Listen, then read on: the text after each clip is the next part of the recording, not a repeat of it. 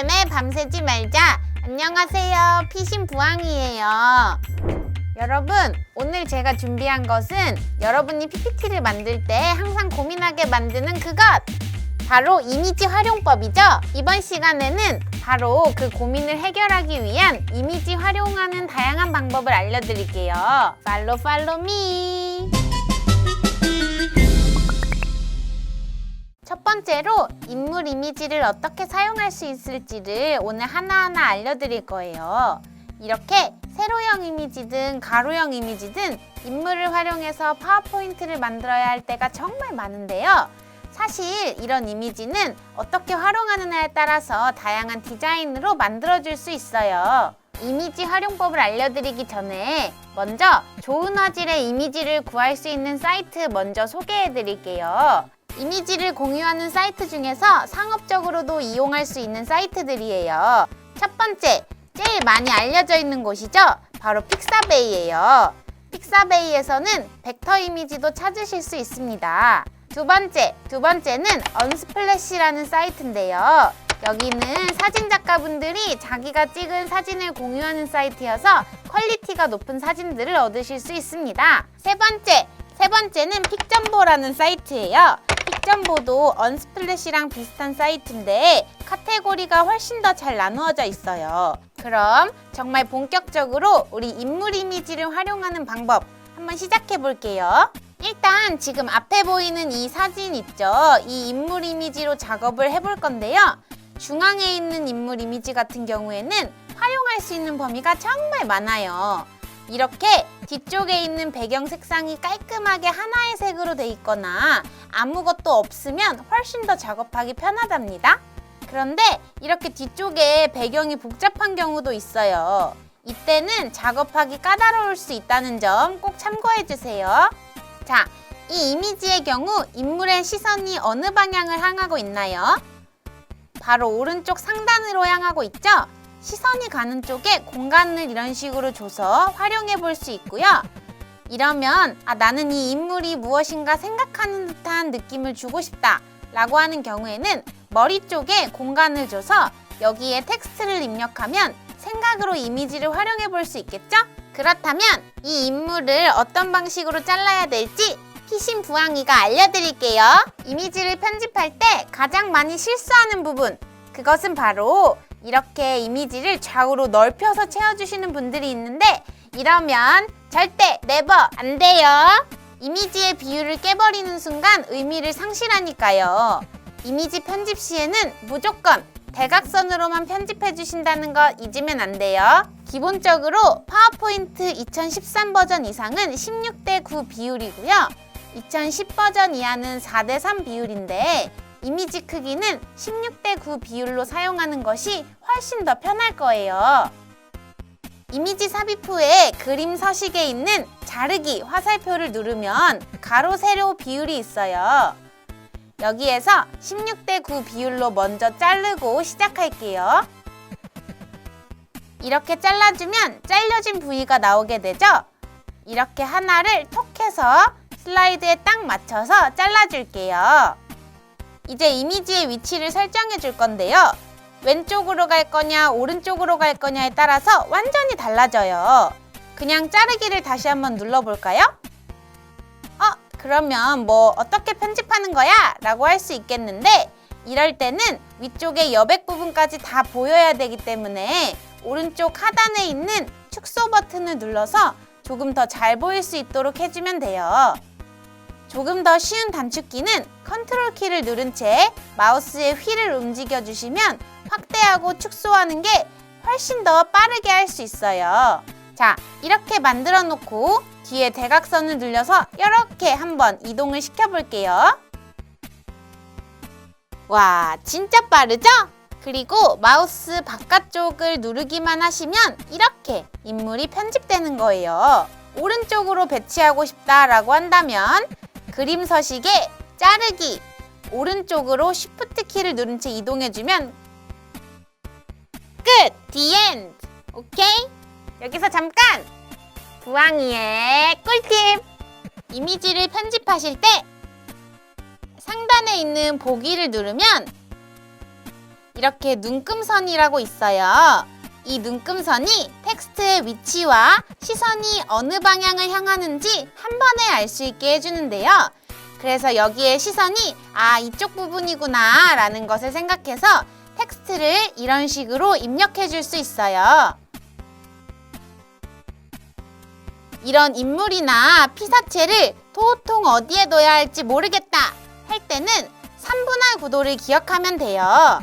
3 곱하기 3 형태로 분할해서 총 4개의 교차되는 지점에 따라서 피사체를 배치하는 방식인데요. 이런 방식을 활용하신다면 이렇게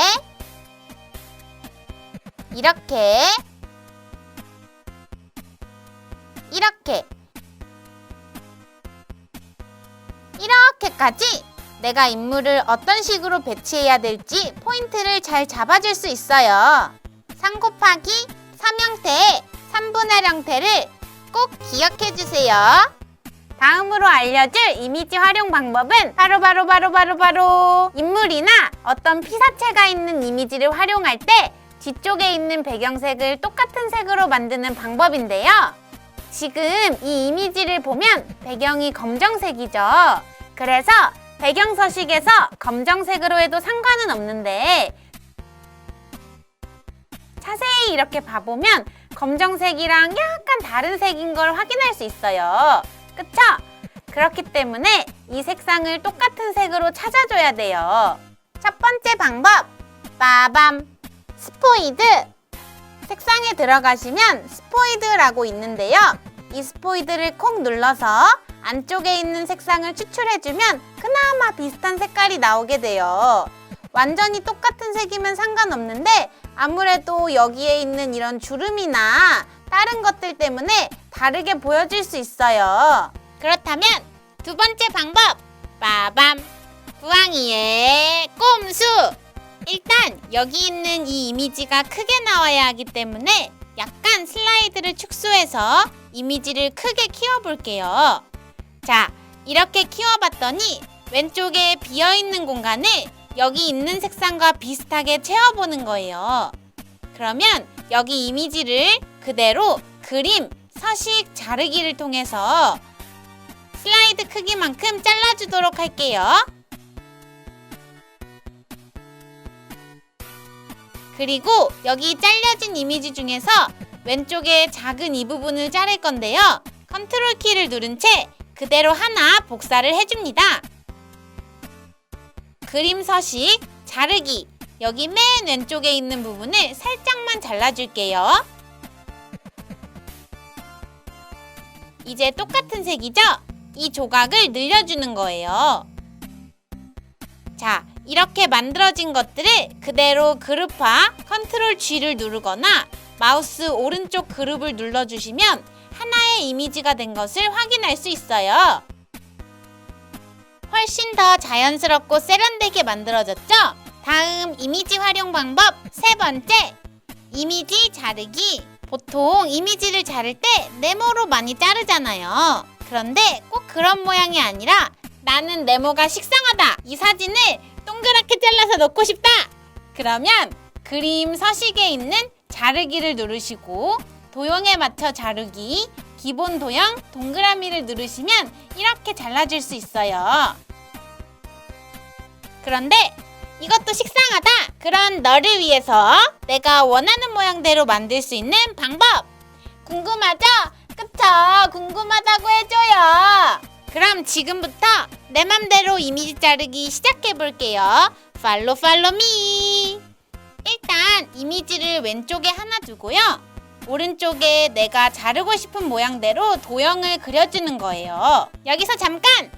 부엉이의 꿀팁! 원을 그릴 때 삽입을 누르고 도형에 들어가셔서 원을 선택해 주시고 그냥 이렇게 그리면 동그라미가 만들어지지 않아요.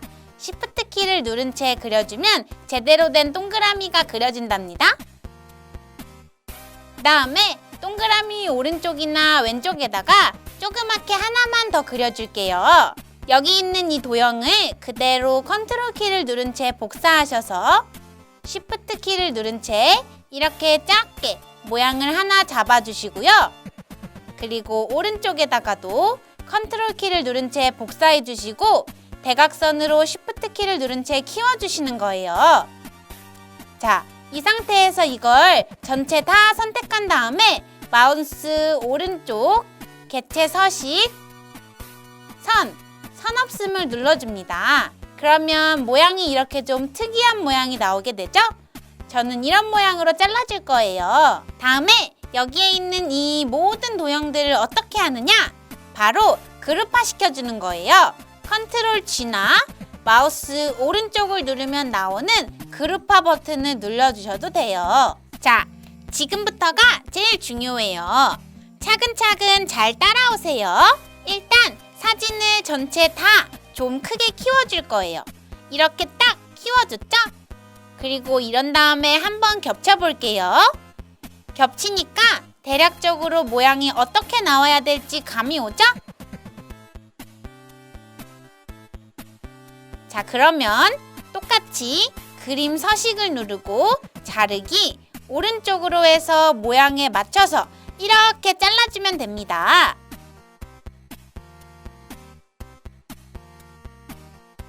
마우스 바깥쪽을 눌러주시면 자, 이렇게 모양만큼만 잘렸죠? 그리고 이걸 복사해 주는 거예요. 그냥 컨트롤 C 누르고 복사할게요. 다음에 마우스 오른쪽 도형 서식에 들어가서 여기에 질감 채우기라고 써있는 걸 눌러주시면 이게 뭐지? 당황하셨죠? 당황하지 말고 피신부항이 잘 따라와봐. 방금 이 이미지를 복사했잖아요. 그러면 클립보드라고 하는 곳에 임시 저장이 되는데요. 여기에 있는 그림 원본 클립보드라고 하는 걸 눌러주면 짜잔! 이렇게 내가 자른 모양과 똑같은 형태로 도형 안에 삽입되는 걸 볼 수 있어요.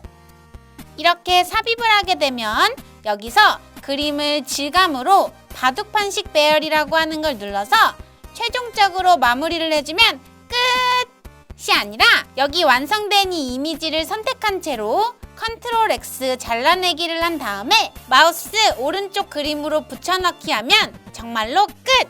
The end! 오케이? 자, 그러면 오늘도 피신 부항이와 함께 배운 내용 PPT에 꾹꾹 눌러 담아서 멋진 PPT 만들길 바래요. 안녕, 부항부항 끝! 신 줄 알았죠? 그런데 여기서 멈추면 2% 부족하잖아요. 지금까지 배운 이미지 활용 방법에서 레벨업 해서 약간 아주 조금 어려우면서 까다롭지만 남들과는 다르게 누구보다 세련되게 이미지 자르는 방법을 알려드릴게요. 삽입을 누르시고 도형에 들어가셔서 일단 사각형 도형을 선택해주세요. 그리고 이렇게 그려주신 다음에 이걸 전편집이라고 하는 기능을 활용해서 곡선으로 바꿔줄 거예요. 도형을 선택하시고요. 마우스 오른쪽을 눌러주시고 전편집이라고 하는 걸 눌러주면 이렇게 꼭지점에 검정색 점이 생겨요. 이 검정색 점을 클릭하면 또 하얀색 점이 생겨요. 이 부분들을 움직이시면 곡선으로 바뀌는데요. 이렇게 내가 원하는 곡선으로 만들어줬다면 앞에서 배운 것처럼 이것을 복사해 주는 거예요. 도형 서식에 들어가서 여기에 질감 채우기 클립보드라고 하는 걸 눌러주면 짜잔! 이렇게 하는 방법이 있고요. 2013 버전 이상인 경우에는 또 다른 방법도 있어요. 상단에 있는 도형 서식을 눌러주고 도형 병합을 클릭하면 이미지와 도형이 결합되고 잘라지게 되죠? 이 기능을 사용하게 되면 이미지의 위치를 내가 원하는 위치로 바꾸는 것도 손쉽게 할 수 있어요. 어때요? 굉장히 쉽죠? 자, 그러면 이제 정말로 끝! 안녕! 다음 시간에 봐요. 부항부항!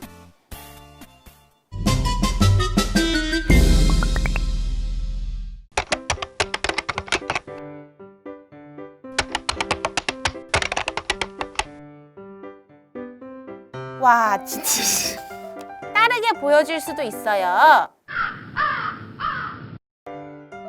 다르게 보여줄 수도 저만 다르게라고요? 아, 다르게구나.